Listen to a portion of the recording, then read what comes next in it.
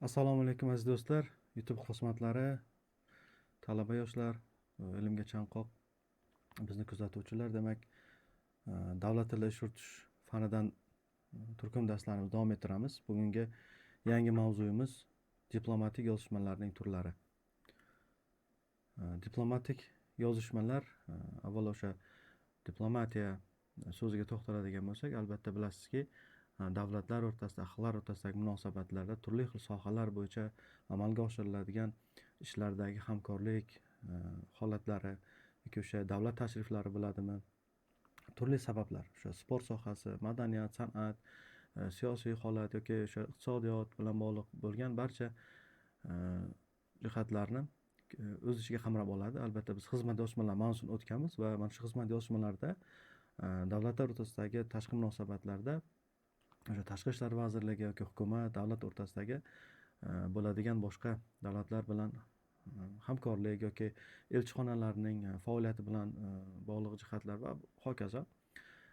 Mana ekraningizda ko'rib turibsizki, qo'shma kommunike, ya'ni kommunike bu o'sha O'zbekiston Respublikasi bilan Lixtensteyn knyazligi o'rtasidagi diplomatik munosabat o'rnatish to'g'risida O'zbekiston Respublikasi nomidan demak Ulug'bek Lapasov va Lixtensteyn knyazligi nomidan esa o'sha Kristian Venaveres kishi ikkalasi qo'shma kommunike imzolagan. Bu ham o'sha shartnoma yoki memorandum sifatida davlatlar o'rtasidagi munosabatlarni yanada mustahkamlash yoki yangi shartnoma tuzilayotgan bo'lsa yoki shartnoma muddati tugatgan bo'lsa cho'zish bilan bog'liq holatlar. Mana yana diplomat hujjatiga namuna, ya'ni Uzbekistan Independence Day mustaqillikning 33 yillik munosabati bilan turli davlatlardan bilasiz tabriklar keladi prezidentimizga va yoki masalan Ramazon hayiti, Qurban hayiti munosabati bilan turli xil bayram tadbirlar bilan davlatlar o'rtasida albatta hujjatlar almashiladi. Ya'ni bu tabriknomalar yoki tashakkurnoma, taklifnomalar kabi hujjatlar diplomatik o'sha davlatni tuzumi kelib chiqishdan inobatga olgan holda matn shunga qarab shakllantiriladi. Bizda o'sha fanimizda matn asosiy jihat hisoblanadi. Huquqiy tomoni esa o'sha yuridik soha vakillari uni huquqiy tomonini ko'rsa, biz faqat til xususiyatlarini ishlaymiz. Yaqinda o'sha Samarqandda Markaziy Osiyo Yevropa Ittifoqi birinchi sammit o'z ishini boshlaydi. Bu haqda xabaringiz bor va bu sammitda ko'rilgan masalalar va imzolangan hujjatlar diplomatik hujjatlar sirasiga kiradi.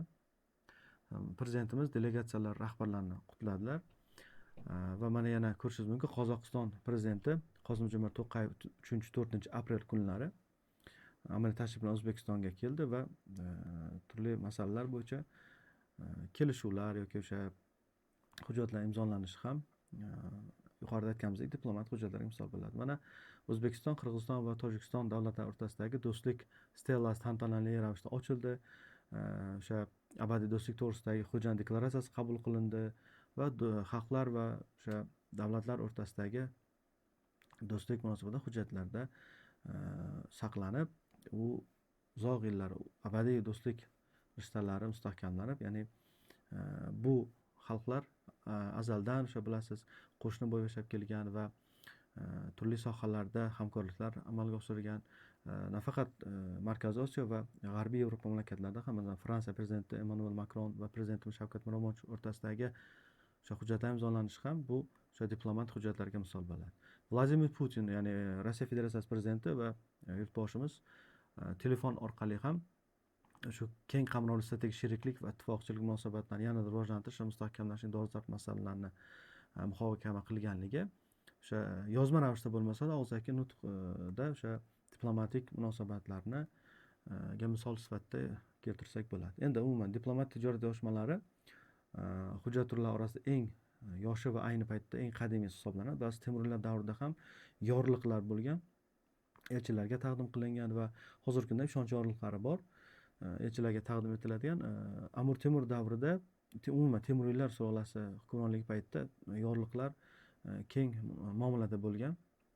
Davlatlar o'rtasidagi munosabatlarda o'sha nafaqat yaqin hududlar bilan o'sha uzoq yurtdagi millatlar bilan ham, davlatlar bilan munosabatlar o'rnatilgan yaxshi bilasiz. Ayniqsa o'sha O'zbekiston va Fransiya munosabatlari Amir Temur davridan yaxshi yo'lga qo'yilganligi yoki o'sha Bobur Mirzoning ham turli xil diplomatik hujjatlari mavjud.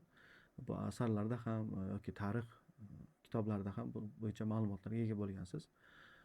Va biz o'tgan darslarda ham aytib o'tdikki, o'sha bushuq oshi degani, bushuq oshi o'sha elchiga yoki umuman hurmatli mehmonga tortiladigan ovqat turi sifatida qaralsa, bushuq o'sha elchiga ketish uchun beriladigan ruxsatnoma yoki boshqa patta bo'lishi mumkin yoki vasiqa bo'lishi mumkin. Qadimiy hujjatlar turi sifatida va o'sha yorliqlar diplomat hujjatlaridan biri hisoblanib, mana 10 va 12 asrlarda ham mavjud ekanligi taqdimotda keltirilgan. Endi hatto imzo qo'yib bo'lgan shaxsiy xatga ham faqat ism sharif yozilgan, lekin imzo qo'yilmagan shaxsiy xat bilan javob qaytarish hurmatsiz hisoblanadi. Umuman diplomat yozishmalardagi matnlar o'ziga xoslikka ega.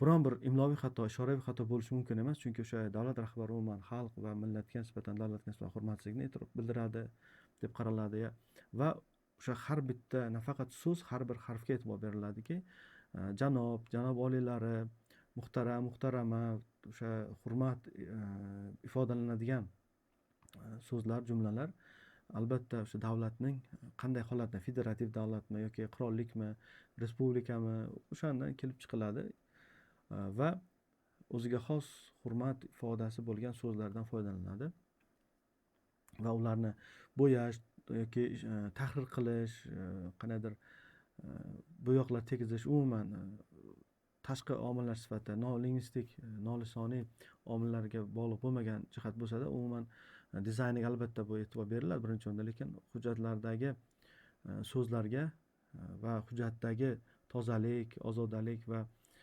hurmat, etika, estetika bilan munosabatda bo'lish asosiy qoidalardan biridir. Diplomat hujjat chunki davlatlar o'rtasidagi asosiy bir hujjatlardan biriki, do'stlik rishtalarini yanada mustahkamlash yoki ba'zida o'sha mana ijtimoiy tarmoqlarda, internet sahifalarida ko'ryapsizki, davlat rahbarlarining muloqot jarayonida arzimagan so'zlar bir-birini tushunmasdan o'sha ziddiyatli holatga kelib chiqqanligi yoki umuman o'sha diplomatik munosabatlarda ikki davlat o'rtasidagi oraga sovuqchilik tushishi ham albatta mana shu jihatlarda diplomatiyaning o'rni qanday darajada ekanligi ko'rinadi. Endi diplomatik hujjatlarni leksik uslubiy jihatlari, o'sha diplomatik yozishmalar, atamalar tizimi, qoliplashgan turg'un birikmalar, sinonimlar, antonimlar kabi turli ifoda vositalariga ega. Albatta o'sha alohida shuni ta'kidlab o'tishimiz kerakki, xizmat xatlari hissiy bo'yoqdor so'zlardan xoli bo'lishi talab etilsa, diplomatik yozishmalar aksincha hissiy bo'yoqdor so'zlarga boyligi, maqtov va iltifot so'zlarga egaligi bilan ajralib turadi. Maqtov so'zlari diplomatik yozishmalarning eng asosiy turi bo'lmish nota o'sha bayonotlarning zaruriy qismlaridan biri hisoblanadi. Ularning oz ko'pligi qo'llanishiga ko'ra ushbu hujjatlar ma'lum bir turlarga ham ajratiladi. Masalan, notalarda janobi oliylari, hurmatli janob, sizga bo'lgan yuksak hurmatimga ishonch bildirgaysiz kabi hurmat, e'zoz so'zlarining ko'p qo'llanilishiga, o'sha unga do'stonalik, o'z holatini rasmiy ifoda etish bilan bir qatorda albatta yuqorida aytganimizdek hurmat, iltifot, izzat, ikrom ko'rsatiladigan hissiy bo'yoqdor so'zlardan ijobiy bahoga ega bo'lgan so'zlardan ko'proq foydalaniladi. Umuman diplomatik yozishmalarda fikr ko'pincha birinchi yoki uchinchi shaxs nomidan ifoda etiladi. Kesimi birinchi yoki uchinchi shaxs shaklda bo'ladi. Albatta shu sababdan gaplarning kesimi albatta o'sha birinchi, ikki, uchinchi shaxs nomidan bo'lgandan keyin kesimi shu holatda bo'ladi. Shuni alohida ta'kidlash kerakki, diplomatik maktubda passiv konstruksiyalar ko'p qo'llaniladi. Biz tomonidan qabul qilingan qaror kabi birinchi shaxs tomonidan yoki mashhur shakllarda ifodalanish hollari ko'p uchraydi. Gap, so'z birikmalarining ko'proq biriktiruvchi bog'lovchilar ham va hamda yordamida ergash gapli qo'shma gaplarning esa ki, shuning uchun, shu sababli, shu tufayli kabi ergashtirib bog'lovchilari, ravish toshning bir ip shakli vositasida bog'lanish kuzatiladi. Diplomatik yozishmalar kirish so'z va kirish birikmalar ko'p qo'llaniladi. Endi diplomatik hujjatlarni turlariga to'xtaladigan bo'lsak, nota va bayonotlar, rasmiy xatlar, ilova xatlar, yarim rasmiy shaxsiy xatlar, o'sha nomalar ham deb yuritiladi, esdalik yozishmalari, diplomatik protokollar, qaydnomalar. Biz bayonnomani protokollar deymiz, lekin bu diplomatik yozishmada diplomatik protokol qaydnoma deb yuritiladi va memorandumlar. Endi o'sha xatlar bizda o'sha xizmat yozishmalarida keng tarqalgan hujjat turi hisoblansa, diplomatik yozishmalarda ham mana shu xatlarni biz ko'p kuzatamiz. Diplomatik yozishmalar deb atash ma'qulroq ko'rinadi xatlarga ko'ra. Va yuqoridagi hujjat nomlariga biz qisqacha to'xtalib o'tamiz. Deklaratsiyalar, ya'ni bayonnoma, davlat rahbarlarining murojaatlar, shuningdek telegrammalar kiradi. Ya'ni o'sha an'anaviy barcha tomonidan e'tirof etilgan hujjatlar qatorida ko'pchilik davlatlar qo'llaydigan, ammo unchalik qat'iy bir qolipga shakliga ega bo'lmagan hujjatlar ham mavjud. Bu guruhga deklaratsiyalar, ya'ni bayonnomalar deb ham yuritiladi. Davlat rahbarlarining murojaatlari, shuningdek telegrammalarni kiritamiz. Xo'p, nota nima? Nota ikki turga bo'linadi. Demak, o'zi izohiy to'xtaladigan bo'lsak, davlatlararo yozishmalarning eng asosiy va keng tarqalgan turi bo'lib, biror muhim masala yuzasidan axborot beruvchi oliy darajadagi hujjat hisoblanadi. Umuman diplomatik yozishmalarda lavozim teng bo'lishi kerak. Prezident va prezident, bosh vazir o'rtasida hujjatlar almashinuvi yoki tegishli vazirlik va boshqa davlatdagi mana shu vazirlik bo'lishi kerak. Vazirlar o'rtasidagi notada o'sha do'stona, iliq munosabatlarda yozilgan o'sha hurmat so'zlarining me'yoridan ortiq qo'llanilishi, rasmiy, ya'ni o'rtacha munosabatni ifodalaganda, shuningdek ta'ziya bildirilganda maqtov so'zlarining biroz chegaralanganlik holatda qo'llanilishi maqsadga muvofiq bo'ladi. Shaxsiy notalar birinchisi bevosita davlat boshliqlari yoki yuqori mansabdor shaxslar o'rtasida diplomatik yozishmalardir. Bunda ushbu mansabdor shaxslarning lavozim darajalari teng bo'lishi kerak, yuqorida ham aytib o'tdik. Va xatolar bo'lmasligi, imloviy, ishoraviy, uslubiy xatolarga yo'l qo'ymaslik zarur. Shaxsiy notalar ham bor. Notalar bilan elchixonadagi faoliyat yoki vizalarning muddati uzaytirilishi, qanaqadir o'sha so'rov yuborilish holatlari va hokazo bir qancha xususiyatlarni o'z ichiga qamrab oladi. Davlat rahbarlarining, vazir va boshqa oliy mansabdorlarning ism shariflari to'liq, hech qanday qisqartirishlarsiz yozilishi kerak. Bu ham qoida. Ism sharif lavozimlarning asliga muvofiq yozish hurmat e'tibor belgisi hisoblanadi. Ba'zi mamlakatlar ismlar juda uzun bo'lib, unda deyarli barcha avlodlarni sanab ko'rsatish kerak bo'ladi. Bu ham muhim. Nota yuborayotgan shaxsning nomi va lavozimi to'liq holda bayonotning yuqori chap burchagiga gerb tasviri yoniga yozilishi kerak. Nota yuborilayotgan shaxsning nomi va lavozimi pastki chap qismiga yoziladi. Shaxsiy notalar ham, bu shaxsiy nota 8 ta tarkib qismdan iborat. Ishonch yorliqlarini topshirish bilan prezident yoki yuqori mansabdor shaxsga aloqador musibat munosabati bilan ham ta'ziya bildirish mumkin. Ya'ni 8 ta o'ziga xoslikka ega, qachon, qanday holatlarda yuborilishi shaxsiy notalarni tabiiy ofatlar natijasida talofat ko'rgan bo'lsa, davlatga albatta o'sha hamdardlik munosabati bilan ham notalar yuboriladi va verbal nota, ikkinchi bu nota turi, o'sha yuqorida ham bu notalar haqida to'xtaldik. Endi verbal nota haqida aytadigan bo'lsak, hozirgi vaqtda davlatlararo tashqi aloqalarda eng ko'p qo'llaniladigan hujjat hisoblanadi va diplomatik yozishmalarda ham eng keng muomaladagi hujjatlardan biri verbal notadir. Tashqi ishlar vazirliklari, elchixonalar, vakolatxonalarning asosiy yozishmasi ham verbal nota hisoblanadi. Va ilova xatga o'tadigan bo'lsam, ilova xatlar ham verbal notaga qo'shimcha yoki javob tariqasida yoziladigan hujjat bo'lib, unda biror masala bo'yicha kengaytirilgan ma'lumotlar berilishi, avval yuborilgan notaga ma'lum tuzatishlar kiritilishi, kelishilayotgan shartnomalar muddatini belgilash yoki o'zgartirish haqida xabar berilishi mumkin. Keyingi hujjat turi esa rasmiy xatlar, vazirliklar, elchixonalar, vakolatxonalar o'rtasida yozishma bo'lib, biror mansabdor shaxs nomidan yoziladi. Xat so'ngida shu shaxsning ism sharifi, lavozimi ko'rsatiladi, biroq imzo qo'yilmaydi, chunki bunday xatlar umumiy tashkilot nomidan yuboriladi. Endi bayonot. Biror mamlakatning davlat ahamiyatga ega bo'lgan masalalar yuzasidan bergan murojaatnomasi. Bayonotda asosan jahon hamjamiyatiga taalluqli masalalar, urush, tinchlik, chegara xavfsizligi, mamlakat ichki ishlariga aralashmaslik nisbatan raddiya berish kabi masalalar yoritiladi.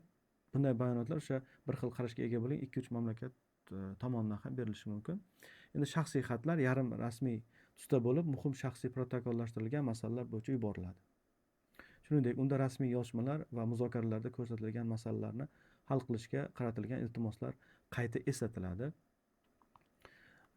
Va biz esdalik yozishmalariga to'xtaladigan bo'lsak, qabul qilingan xalqaro shartnomalar o'sha bitim va muzokaralar yuzasidan kengaytirilgan ma'lumot beruvchi hujjatdir va esdalik yozishmalari ham diplomatik yozishmalarning asosiy turlaridan biridir.